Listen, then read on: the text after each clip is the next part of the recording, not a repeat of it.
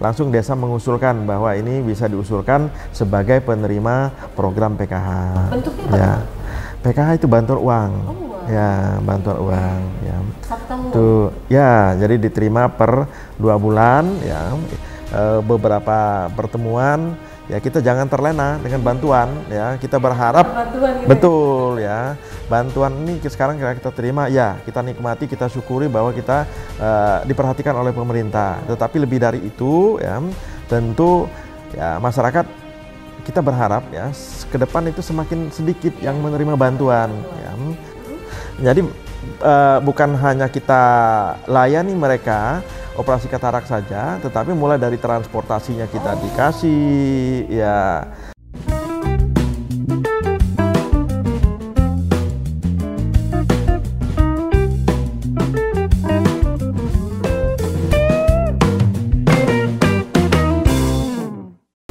Assalamualaikum warahmatullahi wabarakatuh. Tabipun. Pemirsa, kita berjumpa dalam program kami Bupati Pesawaran Menyapa. Kali ini kami masih berada di Kabupaten Pesawaran, tepatnya di Dinas Sosial. Dan bersama Bapak Kadis, yaitu Bapak M. Zuryadi MH. Assalamualaikum Pak. Waalaikumsalam warahmatullahi wabarakatuh. Sehat Pak Kadis? Alhamdulillah sehat. Terima kasih sudah bisa kami bertamu di sini Pak. Ya, makasih juga ini Pak atas kunjungannya ya. Sama-sama Pak, dalam program kita Bupati Pesawaran Menyapa kali ini kami bersama Kepala Dinas Sosial Kabupaten Pesawaran Bapak M. Zuryadi, dan tentu saja kita akan berbincang seputar eksistensi dari Dinas Sosial ini. Ya, Pak Kadis mungkin bisa dijelaskan Pak sebagai awalan obrolan kita tentang tugas dan fungsi dari Dinas Sosial ini Pak. Ya, baik ya. Ya, jadi Dinas Sosial tentu kita merupakan bagian dari pemerintah daerah Kabupaten Pesawaran ya, yang mempunyai tugas dan fungsi itu sebagaimana amanat peraturan Bupati nomor 16 tahun 2022 tentang kedudukan, susunan dan organisasi serta tata laksana Dinas Sosial. Kita mempunyai fungsi yaitu menyelenggarakan urusan pemerintahan di bidang sosial tentunya, ya, membantu Bupati dalam mencapai visi dan misi ya. Nah, dalam hal ini kita Dinas Sosial itu melaksanakan misi ketiga ya, misi Bupati. ketiga. Iya, betul. Nah, misi ketiga yaitu mewujudkan sumber daya manusia yang sehat jasmani dan rohani, kemudian cerdas, unggul, berkarakter dan berdaya saing, yaitu. Nah, Dinas Sosial struktur organisasinya kita ada sekretaris, kemudian kita mempunyai 4 bidang, kemudian ada juga kelompok fungsional.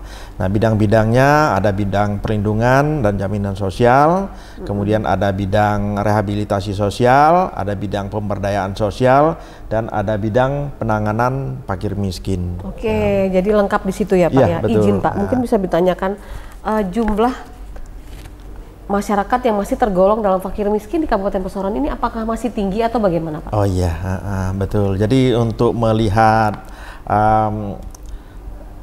apa namanya warga ya, kalau kita ada istilah ya, kalau kita istilah ini apa namanya kita gunakan untuk kelompok-kelompok yang perlu pelayanan kesejahteraan sosial, itu ada yang namanya pemerlu pelayanan kesejahteraan sosial atau disingkat pelayanan. betul. Pemerlu pelayanan kesejahteraan sosial. Itu apa aja selain masyarakat tidak mampu? Iya, jadi pemerlu pelayanan kesejahteraan sosial kita singkat dengan PPKS ya. PPKS. Itu adalah orang-orang atau keluarga atau kelompok ya, masyarakat yang karena suatu hambatan atau kesulitan atau gangguan tidak dapat melaksanakan fungsi sosial yang bersangkutan sosial, sehingga berdampak kepada pemenuhan kehidupan layak bagi yang bersangkutan. Nah, siapa-siapa orang itu ya. Ini PPKS itu ada 26 PPKS. Yang pertama anak balita terlantar, kemudian anak terlantar, anak berhadapan dengan hukum, kemudian ada juga anak jalanan itu masuk juga. Kemudian anak korban kekerasan, kemudian anak memerlukan perlindungan hukum ya. Jadi anak ya, ada anak, kemudian ada juga lanjut usia terlantar, penyandang disabilitas, ada juga wanita tunasusila, gelandangan, pengemis, pemulung ya. Kemudian ada kelompok-kelompok minoritas di sana, kemudian ada juga bekas warga binaan, ya, binaan dari lembaga pemasyarakatan masuknya. Nah, termasuk juga korban penyalahgunaan HIP, nafsa, terus lagi ada korban kekerasan, kemudian ada juga apa namanya pekerja migran bermasalah. Jadi orang-orang yang pernah berangkat ke luar negeri tapi bermasalah, ya. Nah, itu ada ini. Termasuk kita juga menangani terkait dengan korban bencana alam, kemudian baik itu bencana alam ini maupun bencana-bencana sosial itu juga kita masuk. Kemudian ada juga perempuan rawan sosial ekonomi. Nah, ini pakar miskin dan korban apa namanya bermasalah dengan psikologis, ya. Kemudian itu kalau memang daerah-daerah kalau kita nggak menangani kebetulan, ya, karena kita nggak ada komunitas adat terpencil, itu sebagian daripada pekerjaan sosial juga, ya, atau yang termasuk dalam PPKS tadi. Tetapi kalau kita di pesawaran kebetulan tidak ada. Itu, ya. Terus dari 26 item tadi itu Pak, yang paling sekarang masih mendapat perhatian khusus ada nggak? Ya kita tentu kan kita tidak ingin ada anak-anak yang terlantar, ada anak-anak yang apa namanya, apalagi balita terlantar. Nah, kalau itu yang kita temukan tentu ya segera, ya. Nah, ya maupun orang-orang disabilitas itu selalu menjadi perhatian kita. Yang paling tinggi jumlahnya di antara item tadi itu? Yang paling tinggi jumlahnya, ya, ini ya disabilitas. Disabilitas ada kita 1.000 lebih, ya, disabilitas dengan berbagai macam apa namanya kekurangannya lah katakan, ya permasalahannya, ya, dengan macam-macam permasalahannya, ya. Ada yang memang disabilitas dari lahir, ada juga yang disabilitas karena kecelakaan, ya betul. Baik, terus gini Pak, dalam melaksanakan tugasnya Dinas Sosial ini setiap tahun yang menjadi agenda rutin yang selalu ada itu apa saja, ya Pak? Ya, yang menjadi agenda rutin Dinas Sosial, ya, kita kan, nah ini saya jelaskan juga, ya. Ini kan Dinas Sosial ini sebenarnya luar biasa, Bu, ya. Karena kita adalah salah satu pemangku urusan pemerintah wajib yang berkaitan dengan pelayanan dasar. Ya, jadi ada beberapa, ya, urusan wajib yang diserahkan pemerintah pusat kepada pemerintah daerah, dalam ini termasuk kabupaten, ya, yaitu pendidikan, kesehatan, kemudian pekerjaan umum, perumahan rakyat, kemudian ada juga apa namanya ketertiban umum, ya, tertib. Nah, terakhir ada sosial, ya. Nah, sosial itu, ya tentu Dinas Sosial yang harus melaksanakan. Nah, ada 5, ya, pelayanan minimal di kabupaten yang harus kita laksanakan. Yang pertama itu, ya, pelayanan dasar, ya, pelayanan dasar minimal bidang sosial yang harus dilaksanakan sebagaimana amanat peraturan pemerintah nomor 12 tahun 2016.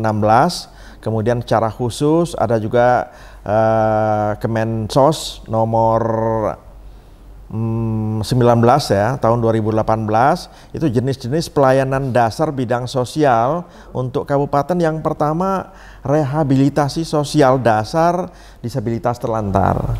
Rehabilitasi sosial dasar disabilitas. Ya, kemudian ada juga rehabilitasi sosial dasar anak terlantar, ya. Kemudian ada juga lanjut usia terlantar. Nah, kemudian kita juga menangani, ya, itu tunas sosial, gelandangan misalnya, kemudian pengemis, ya. Nah, semuanya itu yang di luar panti. Ya, yang di luar panti itu yang menjadi kewenangan kita kabupaten. Kalau yang di dalam panti, ya, itu kewenangannya ada di provinsi, ya. Nah, termasuk juga kita, ya, itu perlindungan jamin sosial pada saat dan setelah terjadi bencana juga kita ikut, ya, bergabung di tim penanggulangan bencana, ya, itu kita juga Dinas Sosial ada di dalamnya. Baik, Pak Kadis mungkin bisa dijelaskan juga, ini saya dapat DTKS itu apa ya? Iya, DTKS itu singkatan, ya, itu data terpadu kesejahteraan sosial, ya. Itu apa tuh, bisa dijelaskan? Iya, data terpadu itu data induk ya, berbasis data pemerlu pelayanan kejahatan sosial. Itu nanti penerima-penerima bantuan itu sumbernya dari data itu ya. Artinya semua bantuan sosial yang kita berikan kepada masyarakat. Seperti database gitu Iya, ya? database betul ya. Nah, kalau berdasarkan database itu tahun 2003 ke 2024 ini ada banyak berkurang atau bagaimana tuh Pak? Ya, jadi gini, data ini kan memang selalu kita update ya, selalu kita perbaiki setiap saat sesungguhnya ya. Dan siapa yang bisa, nah sekaligus ini sosialisasi kepada apa namanya desa ya. Nah, yang bisa melakukan perbaikan atau update data ini yaitu dari desa. Jadi DTKS ini tadi ya, saya ulangi ya, DTKS ini kan data induk ya, dan dalam menghimpun data ini ada aplikasi yang namanya aplikasi SIG-NG ya, Sistem Informasi Kesejahteraan Sosial Next Generation ya. Nah itu datanya itu selalu kita bisa diupdate setiap saat, setiap bulan ya, setiap bulan. Jadi aplikasi SIG-NG itu untuk perbaikan data itu kita buka per tanggal 16 sampai dengan tanggal 25 setiap bulannya. Betul. Nah tentu ya desa di dalam melakukan perbaikan data itu harus melakukan musyawarah desa. Nggak bisa artinya karena kita tunjuk masukin data ya. Kita memang sudah menunjuk operator SIG-NG di semua desa. Jadi di semua desa ada operator. Nah, tetapi operator itu sendiri tidak bisa serta-merta, artinya untuk merubah data DTKS itu sendiri di tingkat desa, kalau tidak desa itu sebelumnya melakukan musyawarah desa. Jadi basisnya hasil musyawarah desa, berita acaranya dibuat oleh desa ya, kemudian baru itu diserahkan ke operator itu yang nanti yang akan masukkan ke aplikasi. Atau bisa juga kalau memang desa itu belum bisa melaksanakan musyawarah desa, itu bisa juga kepala desa itu membuat surat pertanggungjawaban, surat pernyataan pertanggungjawaban mutlak atau SPTMJ kepala desa. Dia menyatakan bahwa orang itu benar layak untuk dimasukkan ke dalam data DTKS ya. Ada seperti rekomendasi lah gitu. Betul ya. Baik. Nah sekarang begini Pak, tadi kan Pak Hadi sampaikan juga ada program-program dari kementerian yang dijalankan juga di tingkat provinsi dan kabupaten kota. Bisa dijelaskan Pak program bantosnya seperti apa? Ya baik ya. Jadi kita juga melaksanakan apa namanya atau perpanjangan tangan dari pemerintah, tentunya ya pemerintah pusat.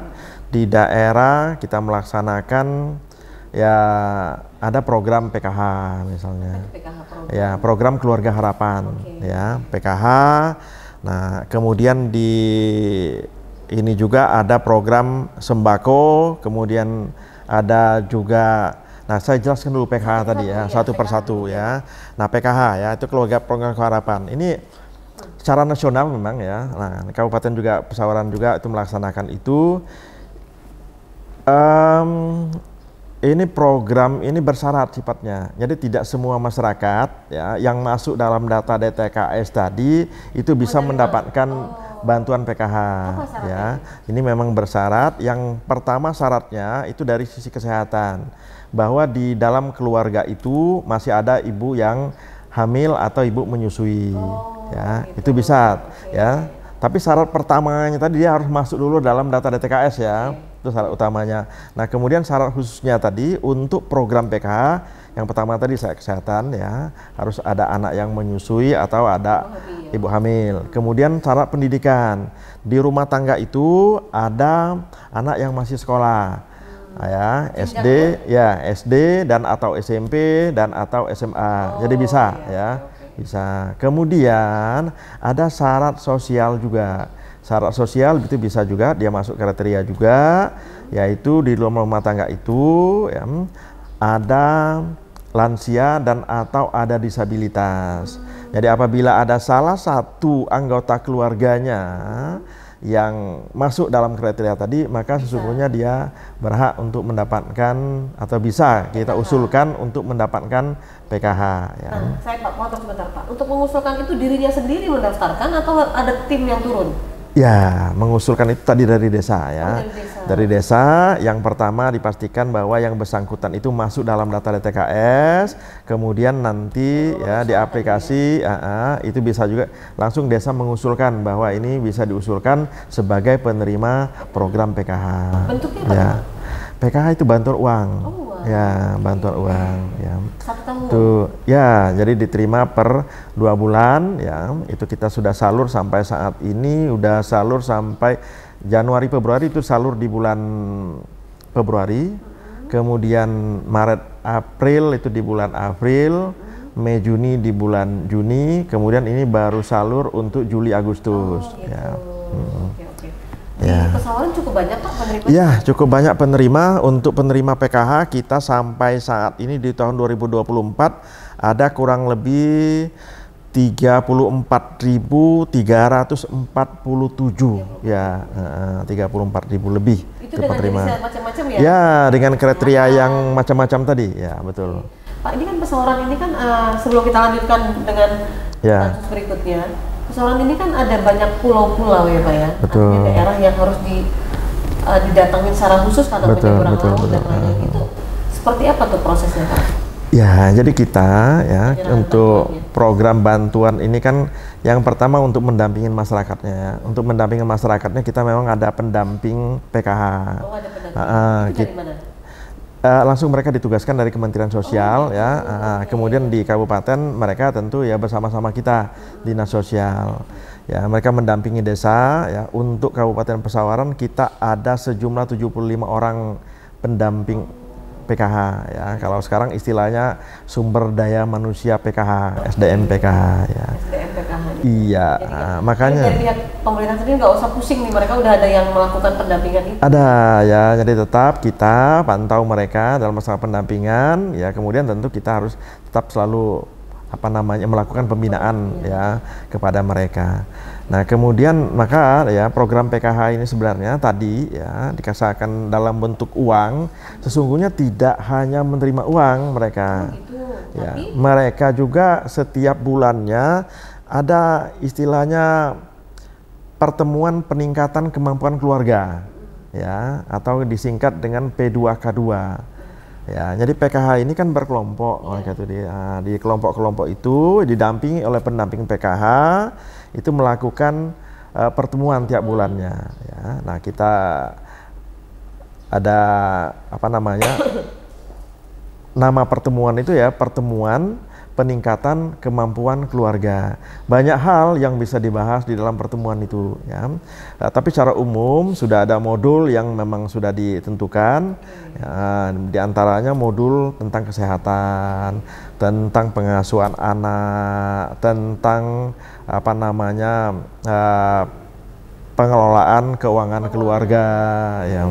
artinya diharapkan dengan adanya pertemuan itu bisa jadi di tahun berikutnya mereka nggak dapat lagi. Betul, gitu ya. harapannya gitu ya. Jadi kita harapkan ya, kita juga selalu menghimbau kepada masyarakat ya di beberapa pertemuan ya, kita jangan terlena dengan bantuan ya. Kita berharap Bantuan gitu. betul ya. Bantuan ini sekarang kita terima ya, kita nikmati, kita syukuri bahwa kita diperhatikan oleh pemerintah. Tetapi lebih dari itu ya, tentu ya masyarakat kita berharap ya ke depan itu semakin sedikit yang menerima bantuan ya. Artinya ekonominya yang sudah membaik, sudah meningkat ya, penghasilannya tentu bisa untuk mencukupi kebutuhan keluarga ya, sehingga nanti ke depan tidak tergantung lagi dengan bantuan ya. Baik, PKH sudah selesai, ada program lain Pak? Ya, ada. Ini kita ada program selain PKH, ada juga program sembako. Kalau dulu sembako ini itu BPNT, bantuan non tunai itu. Ya, kalau dulu kan kita menggunakan e-warung ya. Jadi masyarakat penerima manfaat itu diberikan dalam bentuk sembako ya, melalui e-warung. Nah, sekarang tidak ya, Bu Menteri itu sudah merubah mekanismenya, ini diberikan dalam bentuk uang ya, tunai. Jadi tiap bulan itu masing-masing penerima menerima 300.000 200.000 ya, 200.000 tiap bulannya itu langsung diserahkan kepada masyarakat. Kita pesawaran cukup banyak, ada penerima untuk program sembako di tahun ini ya sampai dengan Juni yang lalu itu ada 44.000 lebih ya penerima program sembako ini.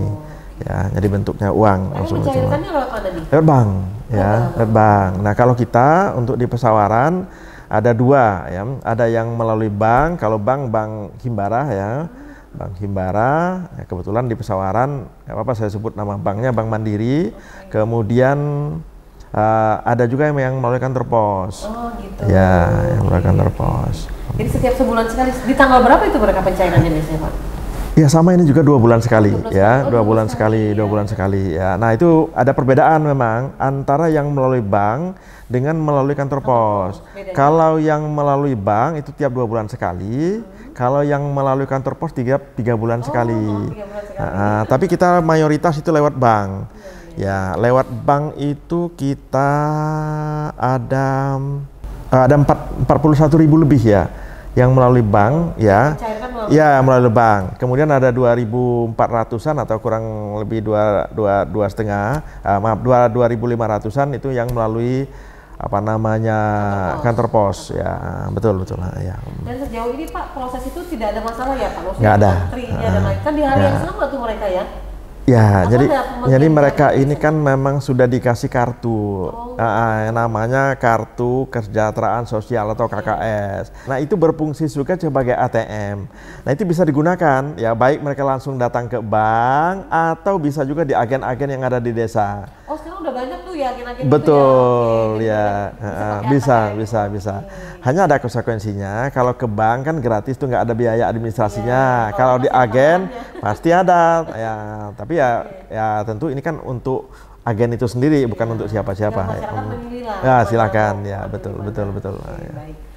Baik Pak Kadis, tadi sudah dijelaskan tentang program sembako ya kan betul. Nah selain itu untuk kesehatan ada nggak? Masih ya, itu kita ada PBIJK ya. PBIJK itu ya penerima bantuan iuran jaminan kesehatan ya itu. Nah PBIJK ini ya itu BPJS ya, kalau istilah pemilihannya kita lebih ini kan BPJS kesehatan ya, ini yang dibiayai oleh pemerintah pusat. Ya kita cukup banyak ya, sampai dengan akhir bulan yang lalu kita ada PBIJK kita ada 223.000 lebih. Banyak ya. Nah, mereka ini ya itu apa namanya bisa menggunakan layanan kesehatan secara gratis ya. Baik itu di tingkat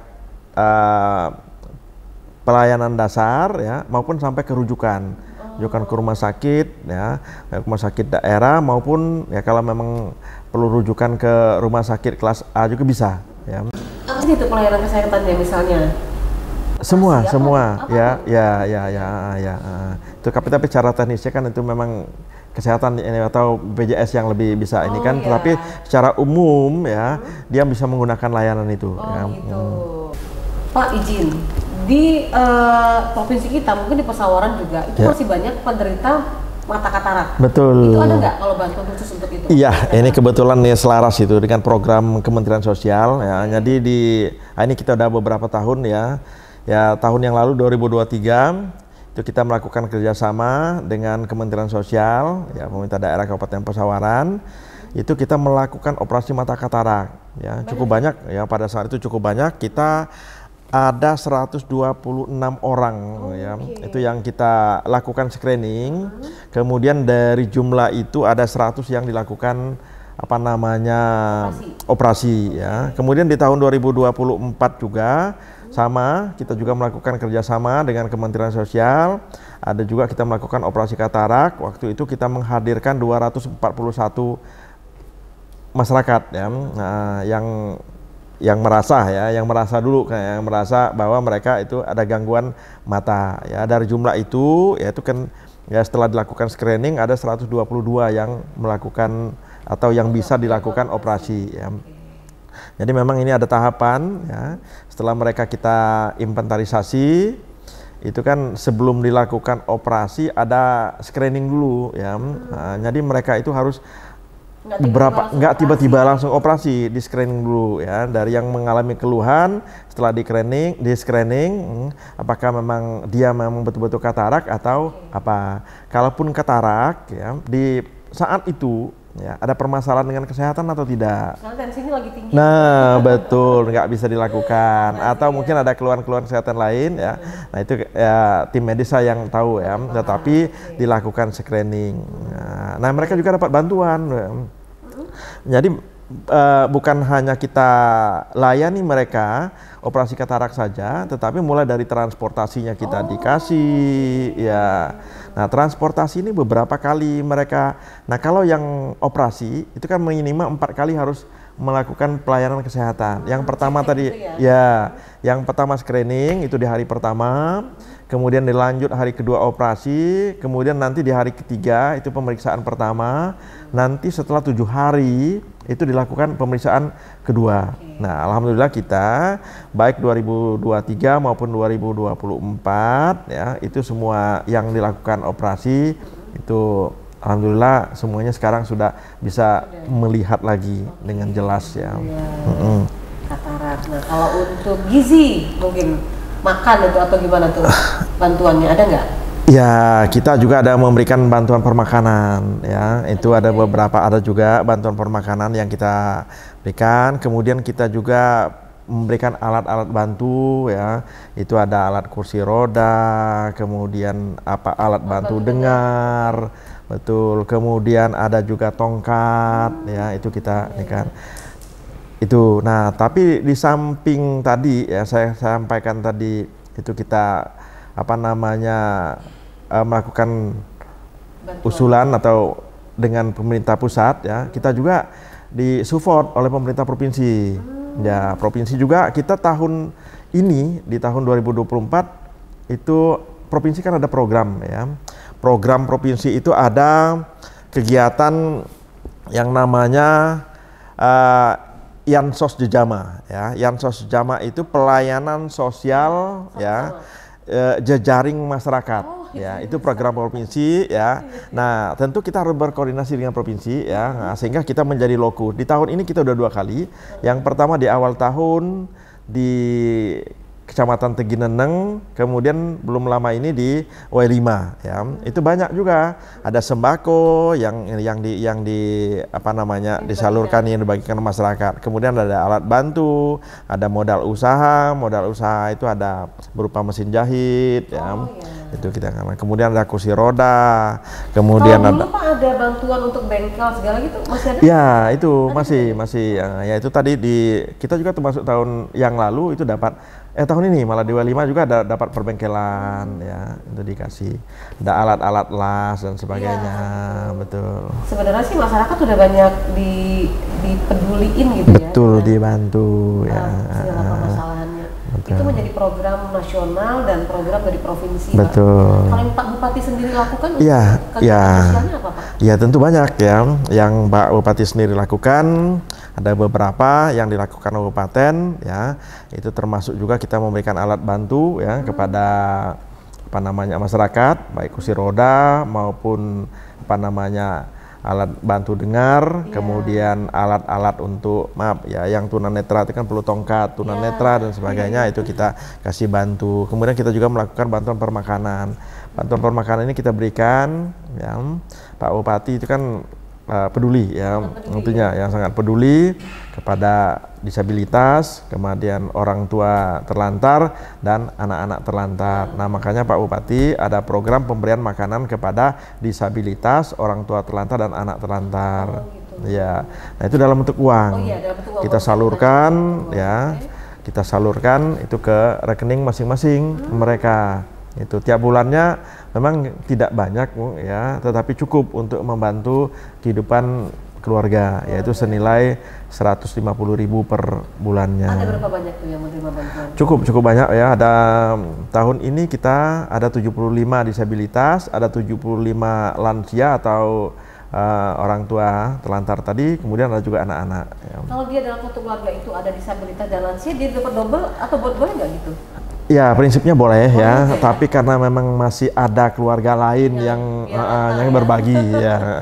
Ya, rata baik. Ya, betul. Baik, Pak Kadis, yang saya tahu karena saya juga ada dalam organisasi Karang Taruna. Iya, betul. Kan itu di bawah dinas sosial, Betul. ada Karang Taruna, ada Tagana. Iya, Itu seperti apa sih Pak? Bisa dijelasin nggak Pak? Ya, jadi kita Kolaborasi. ada pilar-pilar sosial ya. Sosial. Artinya kan ini kan mereka ini orang-orang yang tenaga sukarelawan yang selalu siap ya di tengah-tengah masyarakat untuk membantu orang-orang yang bermasalah dengan kesejahteraan sosial.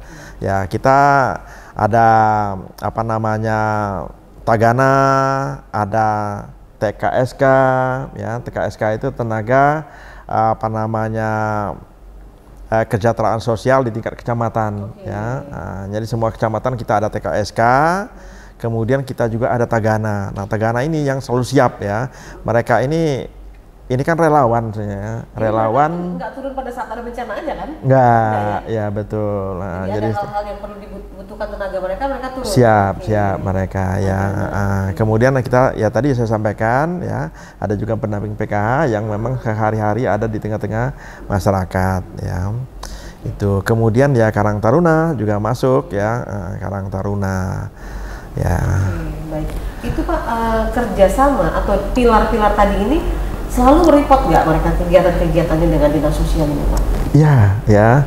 Jadi bisa mereka ya yang punya inisiatif atau dari kami itu yang menyampaikan, misalnya ya kita ambil contoh dengan TKSK ya, di satu kecamatan ada persoalan sosial ya yang mungkin perlu mendapatkan perhatian segera, maka kami ya komunikasi dengan mereka, mungkin mereka biasanya langsung melakukan asesmen terhadap apa namanya masyarakat yang memerlukan pelayanan kesejahteraan sosial itu ya. Itu. Oke, ada juga kalau untuk Karang Taruna itu program-program dari dinas sosial yang Ya, betul. Nah, tahun ini kita ada hibah kepada Karang Taruna.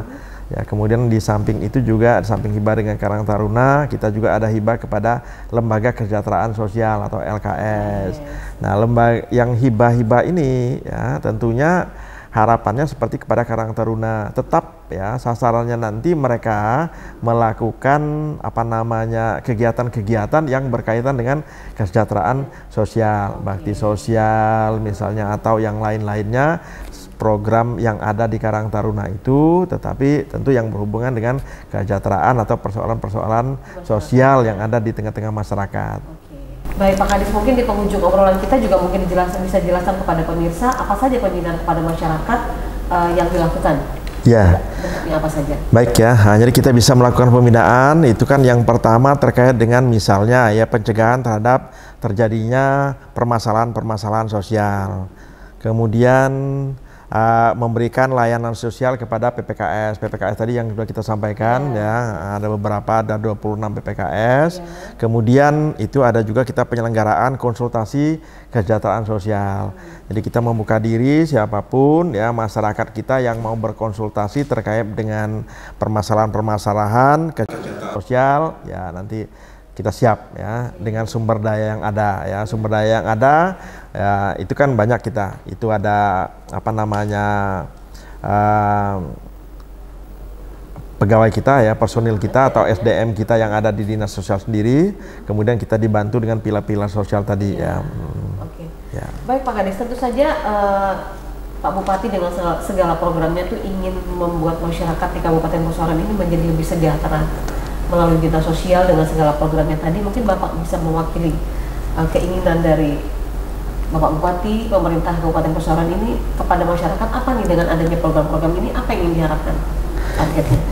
Ya, baik, makasih ya. Ini kita berbicara kesejahteraan sosial ya. Yang sosial ini kan sifatnya kalau bantuan-bantuan yang diberikan oleh pemerintah, baik pemerintah pusat, pemerintah provinsi maupun Pak Bupati sendiri yang memang selalu konsen memberikan bantuan pada masyarakat, ini kan sifatnya sementara. Ya, sifatnya sementara.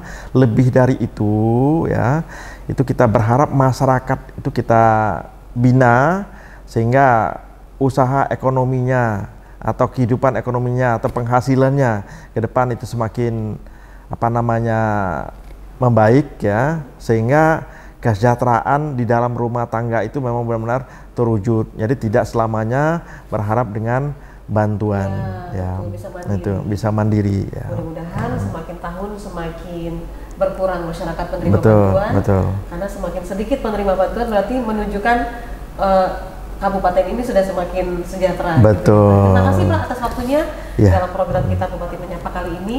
Terima kasih Pak Zuryadi. Ya, baik, makasih sama-sama. Sama-sama Pak. Pemirsa, demikian obrolan saya bersama Kepala Dinas Sosial Kabupaten Pesawaran, Bapak M. Zuryadi. Semoga ini bisa lebih menambah manfaat, juga menambah wawasan kita tentang bagaimana kerja dan kinerja dari Dinas Sosial Kabupaten Pesawaran.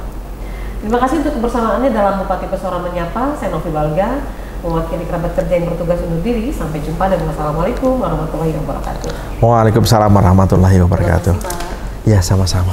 Ya.